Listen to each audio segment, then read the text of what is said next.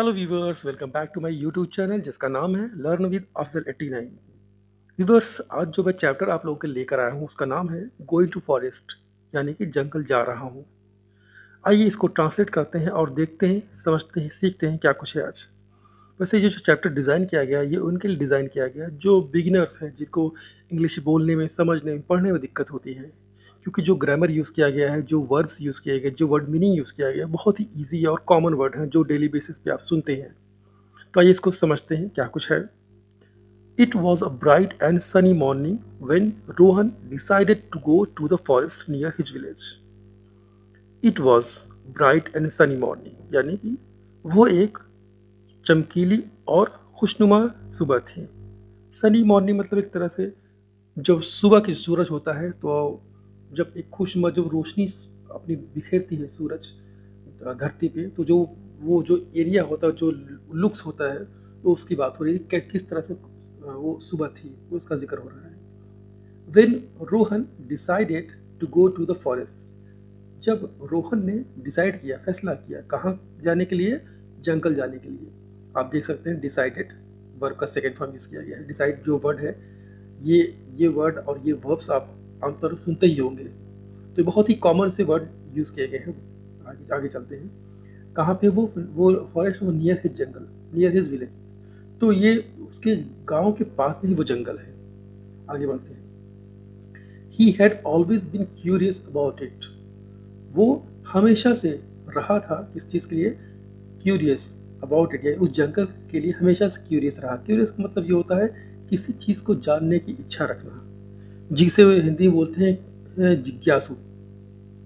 तो people often said the forest was beautiful but also a little mysterious. People यानी लोग, often मतलब अक्सर, से का सेकेंड फॉर्म यूज किया गया है सेड। लोग अक्सर कहते थे, क्या कहते थे? द फॉरेस्ट वॉज ब्यूटिफुल, जंगल जो है था वो खूबसूरत था। बट ऑल्सो, लेकिन कुछ लोग ये भी कहते थे, अ लिटिल मिस्टीरियस, यानी कहीं न कहीं वो एक तरह से रहस्यमयी थे, थोड़ी बहुत। जो रहस्यमयी, मिस्ट्री तो मतलब होता है रहस्यमयी, थोड़ा सा रहस्यमयी भी था। Carrying a small bag with food and water, Rohan set of on his adventure. Carrying small bag, यानी कि छोटा सा बैग को कैरी करते हुए, विथ फूड यानी कि खाने के साथ, एंड वाटर और खाने और पीने के पानी के साथ, Rohan set of. Set of का मतलब ये है कि पूरी तरह से तैयार होना, किसी चीज़ के लिए निकलना, निकल पड़ना है, जाने के लिए तैयार है, निकल पड़ा है, ये चल, जैसे चल पड़े किसी चीज़ के लिए। तो ऐसे इसका असली जो वर्ड होता है वो होता है निकल पड़ना। तो जो रोहन था, रोहन कैरी स्मॉल बैग, वो स्मॉल बैग को लिया, उसके साथ खाना था, पानी था, और रोहन पूरी तरह तैयार था ऑन हिज एडवेंचर, अपने एडवेंचर्स के लिए। आगे चलते हैं। आप देख सकते हैं ये पिक है। As he entered the forest he felt a cool breeze and heard the sweet sounds of birds singing. Tall trees surrounded him and sunlight passed through the leaves, making the ground look garden. As he entered the forest, जैसे ही वो enter हुआ, कहाँ पे? जंगल में। Enter का मतलब होता है प्रवेश करना, एंटर सेकेंड फॉर्म यूज किया है। ये भी आपने ये वर्ड यूज किया ही होगा आमतौर पे, बहुत ही कॉमन सा वर्ड है।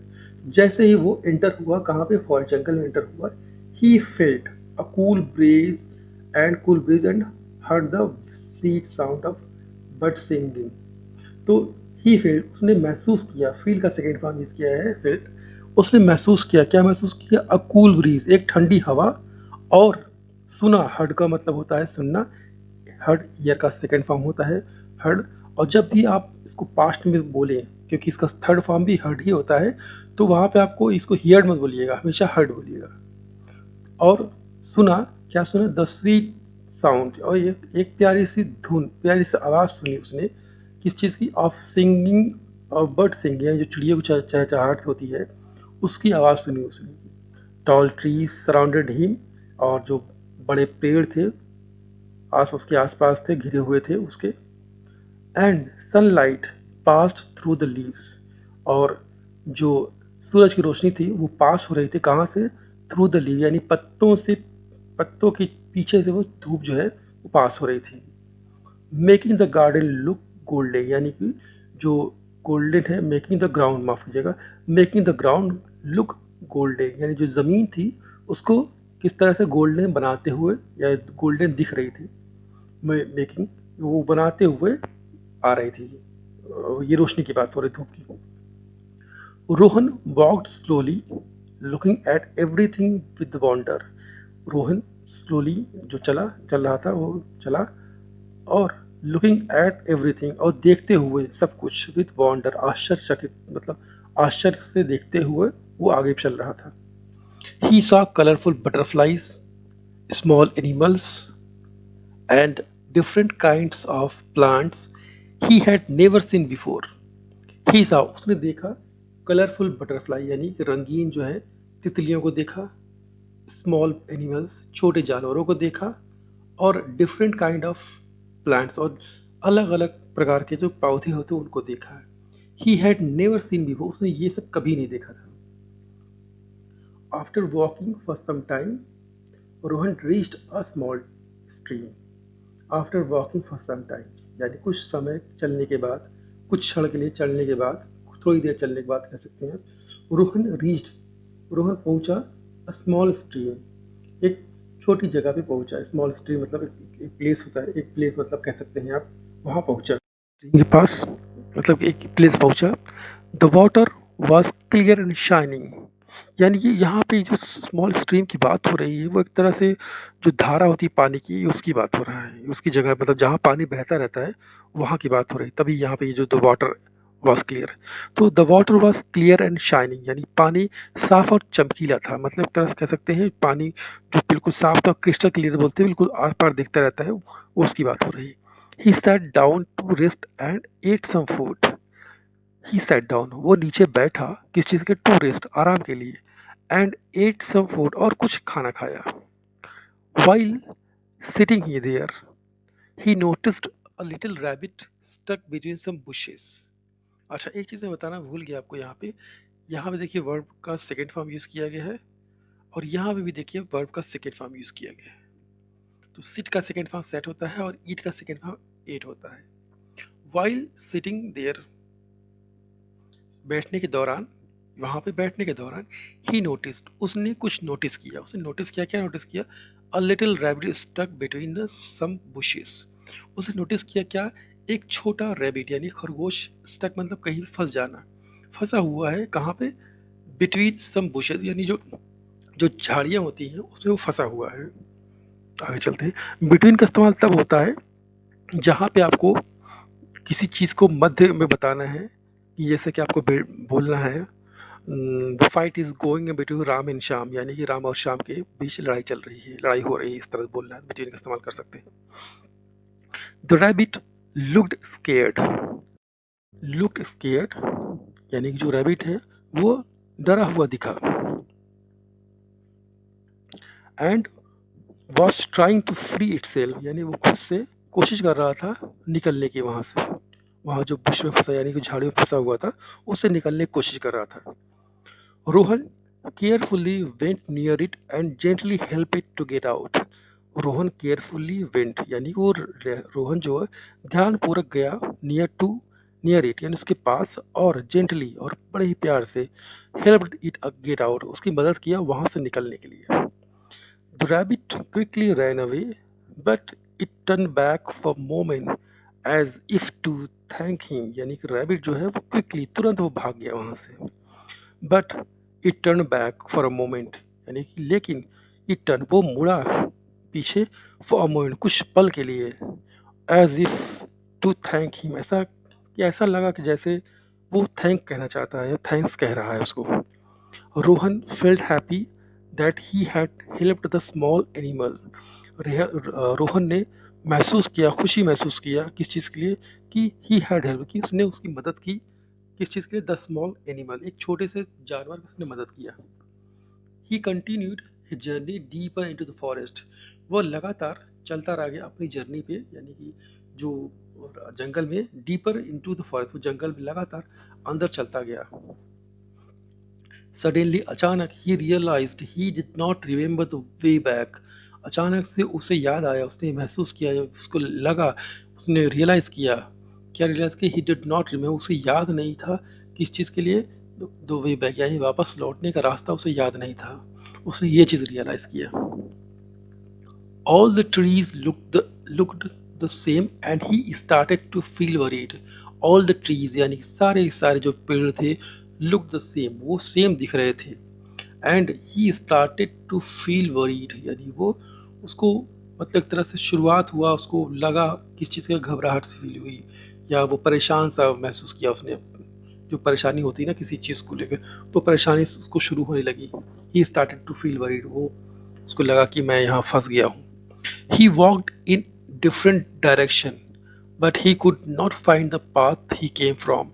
He walked different direction. वो चला अलग दिशा में, but he could not find, वो नहीं पा सका। क्या नहीं पा सका? Find the path he came, वो रास्ता नहीं पा सका जिससे वो आया था। As the sun began to go down, the forest became darker and quieter. As the sun began to go down, यानी कि जब सूरज जो है शुरू हुआ ढलने के लिए, यानी कि जो सूरज उगता है तो सूरज डूबता भी है, तो सूरज जो है शुरू हुआ डूबने की, मतलब वो बिल्कुल आखिरी मोमेंट था डूबने का। The forest became darker and quieter, जंगल हो गया या बन गया कह सकते हैं आप, क्या अंधेरा और शांत। Rohan felt scared and sat under a tree thinking about what to do. रोहन ने महसूस किया डरा हुआ और and sat under a tree, और बैठ गया पेड़ के नीचे। Thinking about what to do, सोचते हुए कि क्या करना है। Just then he heard a soft sound, ठीक तभी ही हर्ड, उसने सुना एक प्यारी सी साउंड। सॉफ्ट साउंड मतलब एक तरह से मधुर आवाज कह सकते हैं या प्यारी सी आवाज कह सकते हैं। It was the some rabbit he had helped earlier, वो था एक, वो थे कुछ रैबिट यानी कुछ खरगोश थे। ही हैड, ही है वो, माफ कीजिएगा, it was the same rabbit, वो वही रैबिट था। ही हैड हेल्प अर्लियर, जिससे उसने मदद किया था पहले। आगे चलते हैं।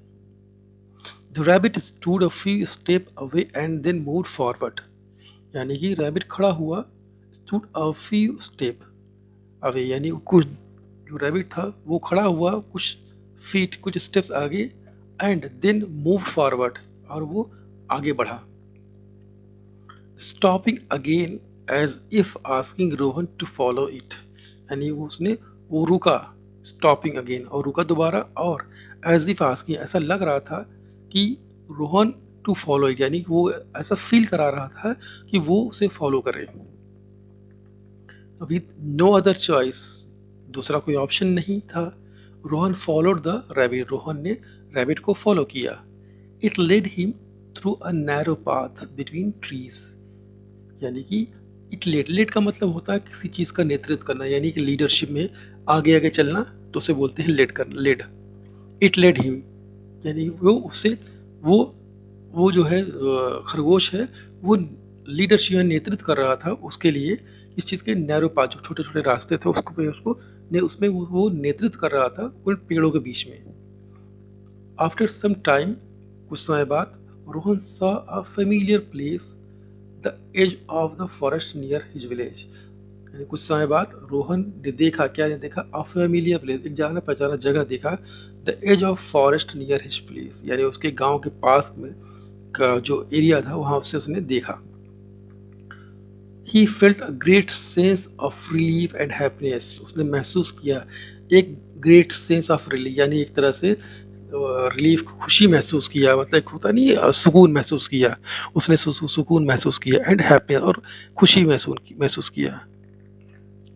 Before leaving he looked back to thank the rabbit, यानी कि वहां से निकलने से पहले ही लुक्ड, उसने देखा पीछे किस चीज के, टू थैंक द रैबिट, यानी कि रैबिट को किस चीज के थैंक कहते हुए। But it had already disappeared into the forest, लेकिन वो जो रैबिट था ऑलरेडी वो है गायब हो चुका था, कहाँ पे, फॉरेस्ट में, जंगल में। Rohan return home safely and told his family about his adventure, Rohan जो है लौटा कहाँ पे, घर, सेफली, और और यहाँ टोल्ड है, तो और बताया किसको, अपनी फैमिली को, क्या बताया, अबाउट हिज एडवेंचर, अपने एडवेंचर के लिए उसने अपनी फैमिली को बताया, अपने पेरेंट्स को बताया। They were proud of his courage and kindness, यानी कि जो स्टोरी थी क्या क्या उसके साथ हुआ वो सारी बताया। तो दे वर प्राउड, उसके जो पेरेंट्स, उसकी फैमिली है थे, उन्हें तरह से गौरवान्वित महसूस किया किस चीज़ को लेकर, उसके करेज, उसके साहस को लेकर, और उसके दयालुपन जो उसने हेल्प किया था, दयालुपन के को लेके वो प्राउड महसूस कर रहे थे। From that day on Rohan understood two important things, उस दिन से रोहन ने महसूस किया, क्या महसूस किया, समझा दो चीज़ें, दो महत्वपूर्ण चीज़ें उसने समझा। क्या समझा? फर्स्ट, एक, the forest is a beautiful place, यानी जंगल एक खूबसूरत जगह है, but one must be careful while exploring, लेकिन वन मस्ट बी केयरफुल यानी कि आपको सावधान रहना होगा, रहना चाहिए, सावधान रहना चाहिए। किस चीज़ के लिए? वाइल एक्सप्लोरिंग, या एक्सप्लोर मतलब कि देखते हुए, अगर आप देख रहे इसको एक्सप्लोर कर रहे हैं तो आपको केयरफुल रहना चाहिए। आगे चलते हैं। सेकंड, दूसरी चीज़ क्या थी?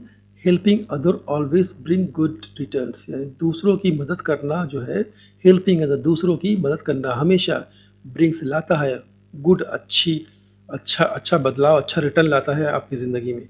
मतलब एक तरह से कह सकते हैं, अगर आप किसी की मदद करते हैं तो आपकी ज़िंदगी में वो अच्छी चीज़ें लेके आता है, ये कहने का मतलब है इसका। His trip to the forest became a special memory that he would never forget. His trip, उसका ट्रिप जो था, दैट किस चीज़ का? His trip to the forest, जंगल का जो ट्रिप था, became बना क्या? अ स्पेशल मेमोरी, एक खास मेमोरी बना, that he would never forget, जो कि वो कभी नहीं भूलेगा ज़िंदगी में। तो ये थी एक छोटी सी स्टोरी। आई होप कि ये स्टोरी आपको पसंद आई होगी, और अगर आपको पसंद आई है तो बिल्कुल लाइक करिए, सब्सक्राइब करिए।